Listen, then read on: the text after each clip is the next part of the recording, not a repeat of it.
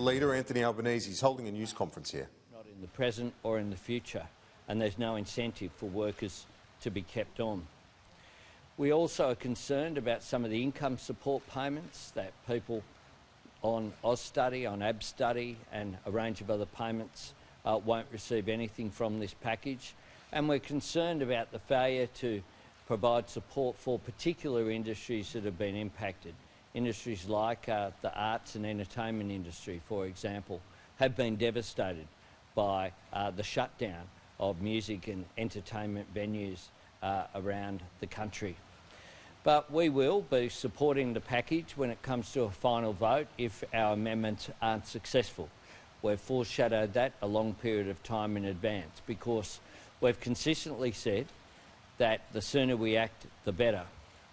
Now, we know that the government, from time to time, when it's in a political interest, moves with lightning speed. But at other times, it doesn't move at all. And the government should have been prepared today for the number of people who tried to access the MyGov website. And the fact is that the Minister this morning suggested that that site going down was as a result of a cyber attack. But in Parliament he conceded that that simply wasn't the case, that he just made it up. And the fact is that this wasn't a cyber attack, it was an incompetence attack by this government and by this minister. The fact that the site went down because it can only deal with 55,000 people, and at 9 o'clock this morning there were many more than that trying to get information from the government. This just adds to the record of this minister and of this government in failing to prepare where there's not a political imperative involved.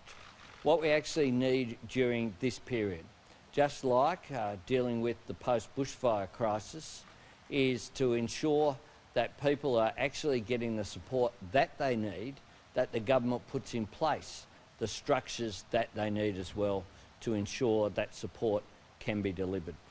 Happy to take questions. During the bushfire crisis, CENTRELINK was setting up mobile offices and getting them to places where people were needed so people didn't have to queue at offices as we've seen today. Have you made any suggestions, or would you like to see anything along those lines? Look, the government has to more adequately resource CENTRELINK and the public sector in general. One of the things that we're seeing during this particular crisis is that some issues which are general, which we have raised, we are seeing the specific consequences of them. So whether that is the casualisation of the workforce, that's seeing so many people laid off without having conditions and leave entitlements that don't have access to the sort of support that permanent workers regard as essential. We're also seeing the consequences. The Labor leader there focusing on a range of issues, including this huge demand for the MyGov website. We've also seen a huge demand around Centrelink offices. So sad, really,